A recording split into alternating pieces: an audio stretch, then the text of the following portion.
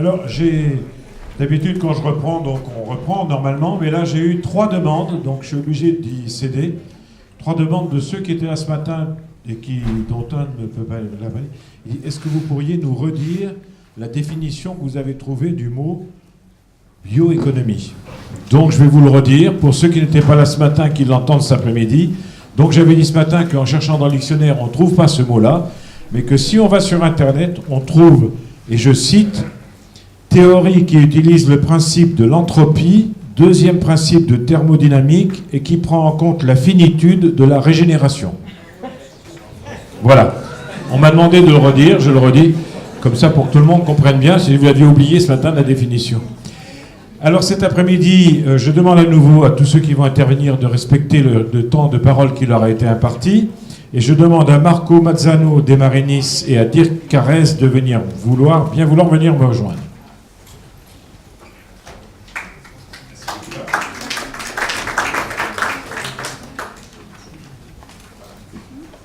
Alors, ce matin, on a parlé essentiellement, pour ceux qui étaient là, de la France, des problèmes français. Et pour commencer ce début d'après-midi, on va élargir, puisque le thème est mobilisation des acteurs à travers le monde. Je rappelle l'absence de Harry Bohms, qui a été dit ce matin par Patrick Ferrer, qui malheureusement est retenu aux USA.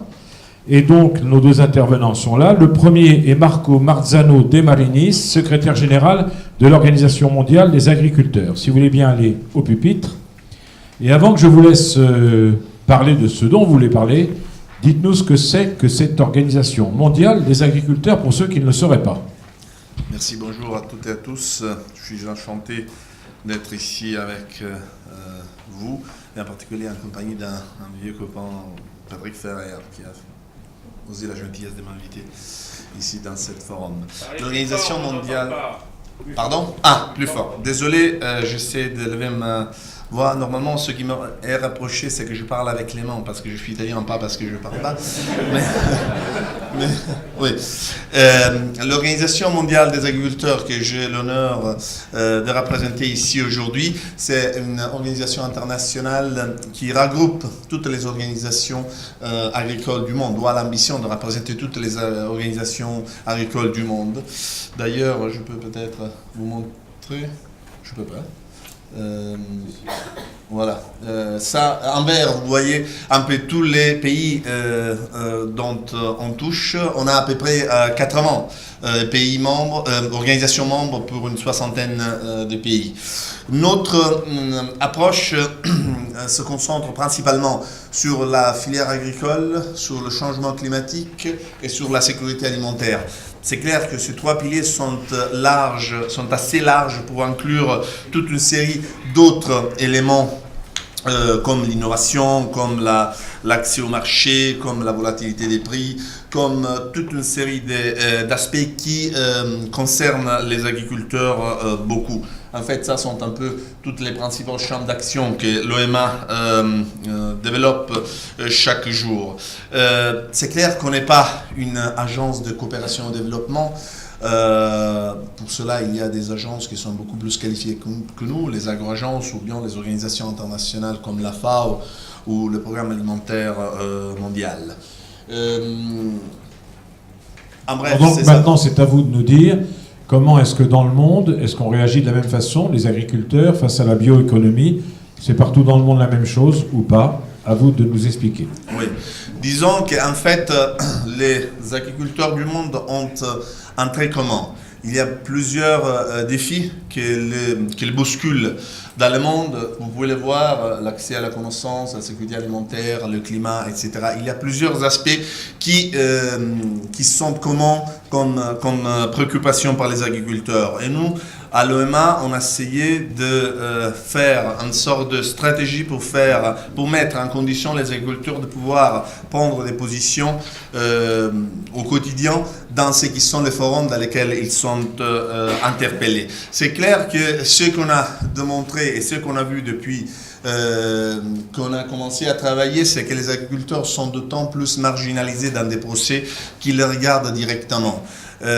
J'ai malheureusement la pratique de voir, en fait, principalement dans les procès internationaux au niveau des Nations Unies, qu'en fait la voix des agriculteurs est considérée, mais d'une manière très marginale. Et en fait, le changement climatique, c'est un de ces domaines dans lesquels on travaille directement. En fait, d'un point de vue aussi des activités que les agriculteurs développent au quotidien, vous savez, les agriculteurs ont une responsabilité autant pour des actions de mitigation. L'agriculture génère des émissions émises par le travail quotidien dans les champs, comme par les ruminants à travers l'élevage de bétail. Mais c'est clair que à ce type d'activité, les agriculteurs ont toujours essayé de trouver des solutions possibles. Donc en essayant des stratégies d'adaptation. Cette image, c'est une image que j'utilise beaucoup en fait, parce que malheureusement, de plus je voyage dans le monde, de plus je suis inclus dans des discussions internationales, de plus je vois que les agriculteurs ont toujours cette considération d'une personne de culture moyenne-bas qui jette, comme dans cette image, des grains dans l'air. Je pense personnellement que ça, c'est pas une image qui corresponde au rôle des agriculteurs. Ce n'est pas une image romantique ni obsolète. Je pense que ce soit totalement fausse en fait. Les agriculteurs ont, depuis les temps de Babylone, de la Chine des Ming jusqu'au Moyen-Âge européen, ont toujours eu une capacité innovante et une capacité de trouver des solutions efficaces et effectives à leurs problèmes, que ce soit l'élevage des animaux, que ce soit les climats ou que ce soit des approches à l'environnement, ils ont été toujours au centre de la discussion. Donc je pense que dans ce contexte, ce qu'il faut faire, ce qu'on fait dans les quotidiens auprès de l'EMA, c'est de remettre au centre de la discussion les agriculteurs à travers des stratégies et des cas de succès qui puissent être utilisés dans les discussions internationales qui visent le changement climatique, comme aussi bien la sécurité alimentaire et la filière agricole. Quand il m'a été demandé de participer à ce colloque, c'était justement pour essayer de présenter quelle est l'approche que certaines de nos membres développent dans leur région, pas dans la région européenne, mais des régions en dehors de l'Europe, vis-à-vis du changement climatique. Donc j'ai pris la liberté de sélectionner 3 régions du monde, les Amériques, l'Afrique et l'Asie, et vous présenter un peu quels sont les exemples en fait que nos membres développent directement à travers des partnerships avec d'autres entités pour lutter à ce type de menaces. Le premier des cas, ça vient des Amériques. C'est un cas que vous peut-être connaissez parce qu'il n'est pas vraiment utilisé en Europe, mais dans les Amériques, il est largement utilisé. C'est ce qu'on appelle dans les Amériques no tillage. Ici, je pense zéro labour au semi-direct. C'est en fait ça, c'est un type de travail que prévoit la manque de préparation des champs au moment de la semis. C'est principalement utilisé par les céréales. Vous voyez le succès d'utilisation de cette pratique, ça part des États-Unis où il est à 35% à peu près des cultives, en montant au Brésil 50% jusqu'à 80% en Argentine. Les Argentins sont très fiers parce qu'ils réclament d'avoir été les inventeurs de ce type de méthode. D'ailleurs, M. Trucco, que c'est une des personnes qui considère avoir été l'inventeur de cette méthode, travaille avec l'Organisation mondiale des agriculteurs et sera à Paris lors de nos activités auprès du COP 21. Donc si vous avez l'intérêt, vous pouvez participer à un de nos colloques, il sera là à expliquer ce genre de système. Quels sont les avantages les avantages et les points de faiblesse de cette pratique? Comme je l'ai dit, ça concerne un type d'utilisation sans préparation du terrain. Cela signifie donc qu'il n'y a pas d'érosion importante dans les terrains. Considérez que chaque fois qu'on travaille les terrains pour préparer la semis, il y a à peu près 10 millions d'hectares qui chaque année s'envolent. Donc, et il faut au moins 40 fois plus de temps pour les reconstituer. À travers ce type de travail, il y a aussi une énorme dispersion de carbone dans l'atmosphère et donc une perte aussi de l'humidité du terrain. Donc c'est clair que ce genre de technique, à travers ce type de couche de matériel organique qui est laissé sur les champs à la suite des récoltes, fait en sorte que l'eau, le terrain devient plus humide, donc aussi plus fertile. Donc les rendements des terrains même deviennent sûrement plus importants. Vous le voyez en termes de relaxation des émissions de carbone. Vous voyez un peu la petite image sur la gauche dans mon slide. C'est clair qu'à travers cette majeure fertilité, il y a aussi une majeure production alimentaire. Le problème, c'est clair que ce n'est pas tout or ce qui brille. Il y a aussi des points de faiblesse de ce système, parce que le fait de laisser des couches de matériel organique, une sorte de tapis sur les champs, fait en sorte que des pestes, voilà, tout à fait, se manifeste dans les champs. Donc il y a une utilise beaucoup plus important de ce qui sont les pesticides ou désherbants, etc. Donc vous voyez que c'est une technique qui s'est assez développée. Il y a un autre avantage très important, c'est clair que tout ce qui est la préparation des champs demande une consommation énorme de carburants fossiles, qu'à travers ce type de technique, c'est abandonné. Donc on arrive même à épargner entre 40 et 60% des émissions qui proviennent des matériaux, des carburants fossiles. Donc ce qui est la contribution de la part des Amériques vis-à-vis du changement climatique. Un autre exemple très intéressant qui concerne la région africaine et qui a eu beaucoup de succès, dans lequel on a participé activement à travers nos membres, c'est l'Evergreen Agriculture. Je vais vous rassurer, Evergreen, ça n'a rien à voir avec le greening de la politique agricole commune qui bouscule beaucoup les agriculteurs en Europe. Evergreen, c'est un projet très intéressant qui vise à l'implantation d'arbres d'acacia dans les terrains. On considère à peu près 100 arbres d'acacia dans un hectare de terrain. Ce projet a été développé, c'est un consortium, donc c'est ce qu'on appelle l'issue d'un PPP, un partenariat privé-public, avec le CGIAR, qui sont des centres de recherche en agriculture, avec la Banque mondiale et les agriculteurs. On a visé 3 pays, en particulier le Zambia, le Malawi et le Kenya. Et en fait, ce type d'arbre, l'acacia, a des propriétés importantes, car elle arrive à absorber le nitrogène dans l'air et en même temps à le rediffuser dans le sol, en ayant tout un effet dopant, en fait. C'est du bon dopage, du dopage naturel. C'est-à-dire qu'à travers ce processus, la fertilité des terres augmente énormément. On estime en Zambie, par exemple, que la production de certains produits a monté de 30%, dans des pays comme le Malawi et le Kenya, elle a doublé, sinon triplé. Ça, c'est un des avantages les plus directs. Le deuxième avantage énorme, c'est le maintien des eaux pluviales dans la terre. Vous voyez, elle permet de monter l'utilisation des eaux pluviales jusqu'à 380%. Il permet aussi de capturer les tonnes de carbone, 4 tonnes de carbone par hectare, et réduit les émissions de CO2 de 3,5 millions d'émissions par hectare. Donc vous voyez que en fait même les pays moins avancés arrivent à travers une approche coordonnée faite par les agriculteurs les leaders de ce projet, et avec le support financier de la Banque mondiale et des centres de recherche, arrivent à développer des projets assez ambitieux qui sont d'une certaine manière qui affectent directement pas seulement la sécurité alimentaire, l'aspect climatique de la question, mais aussi la sécurité alimentaire et par conséquent la stabilité sociale qui dans certaines régions du monde est très important.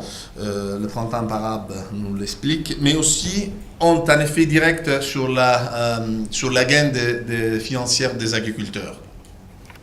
Le dernier cas que je vous propose, c'est un cas asiatique des Philippines. C'est un système d'irrigation à drainage qui a été développé par les agriculteurs philippines avec le Centre international de recherche du riz. Vous savez, le riz est une menace. La cultivation de riz a deux problématiques évidentes. D'abord, c'est l'émission de gaz serre. On estime qu'elle soit responsable de 10 à 16% de l'émission de gaz serre. Et de l'autre côté, l'utilisation massive d'eau. Parce que pour faire pousser les riz, il faut inonder le champ. Ce genre de système a en fait inverti un peu ce qu'est la technique. D'abord, il y a un système de drainage et filtrage d'eau. Donc, en fait, on utilise l'eau seulement quand elle est vraiment nécessaire et pour des périodes très restantes. Celui qui fait une consommation très réduite d'eau. On estime un quart moins de ce qui est normalement demandé. En plus, en ayant beaucoup d'eau dans les cultivations de riz, il y a une prolifération de micro-organismes qui, comme les ruminants, développent du méthane. Donc, à travers ce système, on a pu réduire de 60 ou 90% les émissions de méthane dans les champs de riz. Et c'est clair que, surtout dans les pays en voie de développement, il y a une utilisation massive de pompes mécaniques à diesel pour irriguer les champs. Donc, ce type de système a facilité une baisse considérable de l'utilisation du diesel dans ce type d'activité. Et dernièrement, l'augmentation de la production de riz. Oui, ce type de système a facilité ou a rendu possible que la production de riz a augmenté au lieu de diminuer. On pense moins d'eau, moins de riz. Par contre, les plantes de riz se sont fortifiées à travers ce type de système et en fait ont arrivé à produire beaucoup plus de riz que prévu. Donc, pour faire un peu la synthèse de ces trois cas d'exemple que je vous ai brièvement présentés, je pense qu'une solution pour faire face au climat est possible. Est possible aussi de la partie des farmers, c'est-à-dire les agriculteurs sont des personnes très responsables qui en fait ont emprunté leurs champs, leurs terres des générations à venir. Et leur principal objectif, c'est de la rendre de la même manière, sinon mieux, de comme ils l'ont reçu. C'est clair que pour développer des stratégies efficaces, il ne faut pas marginaliser les agriculteurs, comme on a fait dans plusieurs colloques ou actions multilatérales, mais il faut les inclure. D'ailleurs, nous, à l'EMA, dans toutes nos activités, un peu comme vous faites ici à la SAF, ou comme parfois se développe dans plusieurs activités en France, on essaie de faire le maximum pour inclure tous ceux qui sont les partenaires qui ont une importance critique, donc gouvernement, secteur privé, organisations internationales, parce qu'on croit fortement que dans un dialogue multilatéral, ce qu'on appelle en termes techniques au niveau international de multi-stakeholder dialogue, soit la seule manière pour présenter des solutions et pour trouver des solutions qui puissent en fait lutter contre la dégradation du climat. Et donc cela c'est pour dire que ces trois exemples, c'est simplement le sommet d'un iceberg énorme qui flotte dans le monde et qui sont des cas efficaces et utiles et directement nécessaires pour résoudre les problèmes du climat et qui sont portés en avant par des agriculteurs. Avant de conclure, je pense qu'il faut aussi dépenser un mot, au moins notre position vis-à-vis du COP21, parce que nous, les agriculteurs du monde, en particulier l'OMA, qui représente les agriculteurs du monde dans le processus, dans les dialogues politiques du COP21, on croit beaucoup que le dialogue du COP21 doit inclure l'agriculture d'une manière efficace dans l'accord final qu'on espère soit adopté le 11 décembre prochain. Donc on croit des potentielles suggestions qu'on s'est données à travers nos groupes d'études à l'EMA, c'est d'abord d'attendre un accord politique qui est l'agriculture dans ces textes, appuyer le plus que possible le Climate Smart Agriculture, que c'est un autre projet très ambitieux dont l'EMA s'est fait partie avec le gouvernement des États-Unis, le gouvernement des Pays-Bas, le secrétaire général des Nations Unies et les centres de recherche agricole, les CGR, et qui vise directement à la résolution de la sécurité alimentaire et aussi du climat vis-à-vis de l'adaptation et mitigation au climat, comme aussi de l'augmentation des gains de la part des agriculteurs. Un troisième point qui se discute dernièrement et qu'on a eu l'occasion aussi de le discuter avec le gouvernement français et il y a une semaine avec le ministre des Affaires étrangères, M. Fabius et Mme Royal et la secrétaire générale de la conférence des Nations Unies sur le climat, c'est le cadre financier. Mettre à disposition des fonds pour les agriculteurs, surtout dans les pays en développement, ou bien faire en sorte qu'il y ait des incentives à trouver des cas d'études, des best practices qui puissent faciliter ou incentiver l'adoption de pratiques visant à limiter les émissions. Faciliter les transferts de technologies. La technologie, l'innovation, ça ne concerne pas seulement uniquement les OGM, mais c'est un énorme océan. Ça concerne aussi les OGM, mais c'est un énorme océan. Et l'innovation doit être partie aussi de l'agriculteur. Les agriculteurs le font déjà depuis longtemps à innover. Et l'innovation dans le champ du changement du climat est très importante. Donc il faut qu'il y ait un partage des connaissances entre tous les parties actives dans ce dialogue. Et la dernière des suggestions qu'on a présentées, c'est qu'il y ait un débat, un dialogue entre tous les acteurs. Donc, mais qu'il soit un dialogue pas de leader à écouteur, mais qu'il soit un dialogue qui pose les bases d'un dialogue franc, donc où tous les acteurs concernés soient traités de la même manière et sur la même base, et qu'il puisse y avoir un dialogue horizontal et franc. Ça, en fait, sont notre ambition et notre espoir pour le COP21, et on espère que les agriculteurs du monde, à travers l'EMA et à travers les stratégies qui au quotidien sont adoptées par les organisations nationales ou par les agriculteurs eux-mêmes, puissent aider à la limitation de la dégradation du climat. Merci.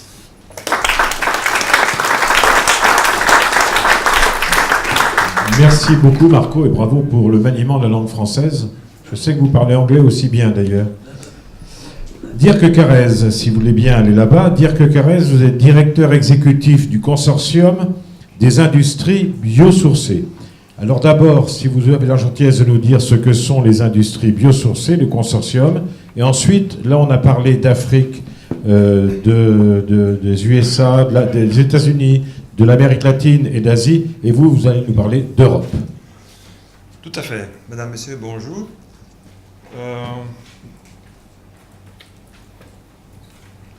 Bon. Ah, voilà. Donc, je vais commencer à expliquer, en effet, ce qu'on fait au niveau européen, et je commence à expliquer un peu ce que fait le Bio-Based Industries Consortium. En effet, c'est une association, si vous voulez, d'entreprises. On a été établi en 2012. Et en effet, BIC, ou le BIC, est le partenaire privé dans le partenariat public-privé, dont la Commission est le partenaire public. Et cette initiative s'appelle le Bio-Based Industries Initiative, Joint Undertaking. Et je vais vous expliquer ce qu'on fait plus tard. Quelles sont les tâches, en effet, quelle est la mission de BIC, de notre consortium? Eh bien, d'abord, on définit l'agenda d'innovation pour les BBI, et en plus, chaque année, on définit les projets qui doivent être financés par ce partenariat. On essaie aussi de mobiliser ce qu'on appelle les stakeholders, donc surtout l'industrie. Et l'industrie, ce sont des grandes entreprises, mais certainement aussi les PME et les clusters comme IAR, les instituts de recherche, les universités et maintenant aussi les régions et les banques. Et on met aussi l'accent sur comment approuver les conditions pour ce qu'on appelle Access of Finance, pour attirer en effet les investissements en Europe.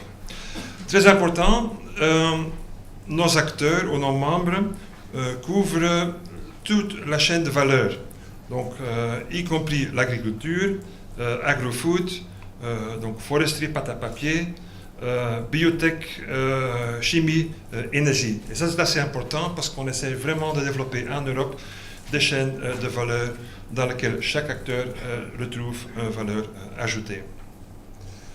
Et ceci explique un peu d'où viennent nos membres. Donc, on a plus ou moins 80 membres pour l'instant, membres industriels, dont la moitié sont des grandes entreprises et l'autre moitié sont des PME ou les clusters de PME.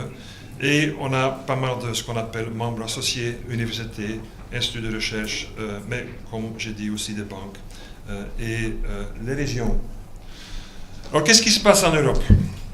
Tout d'abord, au niveau mondial, on voit que ça bouge. Au niveau américain, on a une stratégie pour la bioéconomie et comme vous savez, on investit beaucoup dans les projets de démo. Au début, au niveau biocarburant, mais de plus en plus aussi, on finance des projets au niveau produits chimiques. Au Brésil, bien sûr, depuis longtemps, on a déjà stimulé toute l'industrie de bioéthanol. Et maintenant, on voit aussi que ce bioéthanol est utilisé pour produire des plastiques, par exemple, avec aussi des investisseurs européens. Et en Asie, il y a des investissements énormes en Chine, mais je peux aussi ajouter qu'en Malaisie, à Thaïlande, il y a pas mal d'investissements aussi. Alors, au niveau européen, la Commission européenne ou l'Union européenne a développé une stratégie pour la bioéconomie. Ça a été adopté en 2012 et le focus, donc l'objectif, est vraiment la production de produits biobasés ou biosourcés, bioénergie à partir de biomasse. Très important, c'est que ce n'est pas un DG comme avant, il y a plusieurs, ce qu'on appelle DG, qui supportent cette stratégie, donc recherche et innovation, mais aussi agriculture, environnement, maritime, DG Grow, donc disons c'est la partie économie de la Commission. Il y a 3 piliers très importants. Comment augmenter les investissements en Europe au niveau recherche, mais surtout innovation.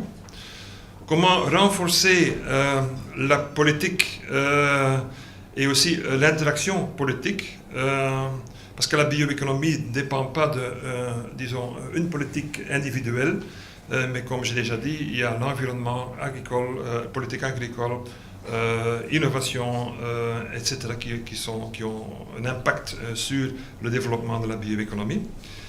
Et on regarde aussi comment est-ce qu'on peut augmenter, stimuler les marchés et la compétitivité. Je peux vous dire qu'il y aura une revue de cette stratégie prévue en 2017 et les actions pour l'évaluation commencent l'année prochaine. Une des actions, en effet, c'est le partenariat public-privé que je vais vous expliquer. Comme résultat de cette politique ou de cette stratégie au niveau européen, on voit qu'au niveau mondial, pas mal de régions, pas mal d'États membres sont en train de développer ou ont développé leur stratégie. Un peu partout dans le monde, mais aussi au niveau européen. Je sais qu'en France, au niveau régional, on est déjà très actif, mais aussi maintenant au niveau fédéral, je peux dire national. Mais en Europe, il y a pas mal de régions qui sont en train de regarder quels sont nos points forts et dans quel domaine de la bioéconomie est-ce qu'on peut faire un effort supplémentaire. Et ça, c'est assez important. Comme je dis, une des initiatives au niveau européen, c'est le partenariat public-privé Biobest Industries Consortium. Et disons, le cadre de cette initiative est vraiment comment est-ce qu'on peut produire ou développer des produits qu'on utilise tous les jours, des produits chimiques, des bioplastiques, des biocarburants, des emballages biosourcés, etc., à partir de biomasse, toutes sortes de biomasse, vous voyez toute la liste, y compris les déchets organiques, via des bioraffineries, en utilisant des technologies comme des technologies biotech, chimie, thermochimie, enfin les technologies les plus efficaces et les plus durables. Assez important, pour chaque projet, on regarde toute la chaîne de valeur. Donc, commençant avec l'approvisionnement en matières premières, les technologies, comme je viens d'expliquer, et bien sûr développer ou bien de nouveaux produits ou bien les marchés pour des produits existants. Donc chaque projet doit vraiment couvrir toute la chaîne de valeur. Pour l'instant, on se concentre sur 5 chaînes de valeur. C'est la chaîne de valeur, disons, à partir de lignocellulose.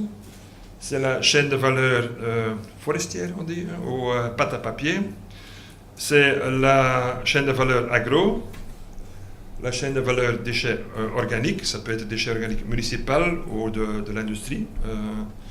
Et une autre chaîne de valeur, c'est vraiment essayer de combiner, intégrer des chaînes de valeur existantes. Très important, quel est le budget? Tout d'abord, la Commission européenne a décidé d'investir 1 milliard, presque 1 milliard d'euros dans ce partenariat. Ce qui est assez important comparé avec les programmes précédents, programmes cadres, etc. Assez important, cette fois-ci, c'est aussi l'industrie qui définit les sujets dans lesquels ce 1 milliard doit être investi. Ça, c'est aussi une grande différence. Comme c'est un partenariat, l'industrie aussi a décidé d'investir presque 1 milliard dans les projets dans lesquels ils participent. Et en plus, ils vont investir plus ou moins 1,8 milliard d'euros dans ce qu'on appelle Additional Activities. Ce sont des investissements en infrastructure. Donc ça veut dire que le budget total pour les 10 ans à venir, c'est plus ou moins 3,7 milliards d'euros. Très important, et ça c'est aussi une grande différence avec les programmes cadres de l'époque, ce budget va être investi non seulement en recherche, projet de recherche, mais une grande partie va être investie en projet démo, ce qu'on connaît déjà très bien aux États-Unis, financé par le Department of Energy par exemple, mais aussi dans des flagships. Et les flagships, ce sont vraiment des nouvelles usines de production innovatives en Europe. Les budgets, par exemple, qui peuvent aller dans un projet flagship, c'est plus ou moins 25 millions d'euros. Pour illustrer, le résultat, par exemple, du premier call, qui était en effet un petit budget, qui avait un petit budget parce que c'était un essai, mais la Commission a investi plus ou moins 5 millions d'euros là-dedans. Et les industries, dans les différents projets, ont investi 70 millions d'euros d'investissement. Donc ça veut dire que le somme total, c'est plus ou moins 120 millions d'euros. Dans 7 projets de recherche, mais de nouveau, en regardant toute la chaîne de valeur, donc pas des projets de recherche un peu isolés, 2 projets de démonstration, et un projet flagship, donc une nouvelle usine. Le call 2015, il y avait 2 parties. Il y a la partie flagship avec 100 millions d'euros, a été clôturée. En principe, 3 ou 4 projets de flagship avec chaque fois 25 millions d'euros de subsides vont être financés. Et le call, ce qui se concentre sur les projets de recherche et les projets démo, va se clôturer, je pense, dans 2 semaines. Très important aussi, les membres du consortium, quand on a fait une enquête de ce qu'ils veulent investir, entre 2014-2017, ils sont en train d'investir plus que 1,5 milliard d'euros en infrastructure en Europe. Donc, dire que la bioéconomie, c'est quelque chose de nouveau, doit encore être formé en Europe, c'est pas vrai. On a vraiment déjà des industries qui investissent en Europe, et de plus en plus. Et donc, juste pour terminer, quel est l'objectif et quels sont les bénéfices, disons, pour l'Europe de ce projet? Et bien sûr, essayer de mobiliser ou d'utiliser au maximum tout ce qui est biomasse, y compris déchets, y compris les résidus d'agriculture, par exemple, ou résidus agricoles. En effet, comme on a aussi entendu, essayer de diversifier les revenus des agriculteurs, ça c'est assez important. créer des jobs, créer de l'emploi, bien sûr, dans les nouvelles usines, les nouveaux flagships et les démos. Et bien sûr, essayer de remplacer une partie des produits chimiques aux matériaux, disons, conventionnels par des produits biosourcés. Et la même chose pour les biocarburants. Et bien sûr, avec aussi comme but diminuer les émissions de gaz à effet de serre. Et si vous voulez plus d'informations spécifiques sur ce consortium et sur l'initiative, vous pouvez toujours me contacter. Merci beaucoup, Dirk.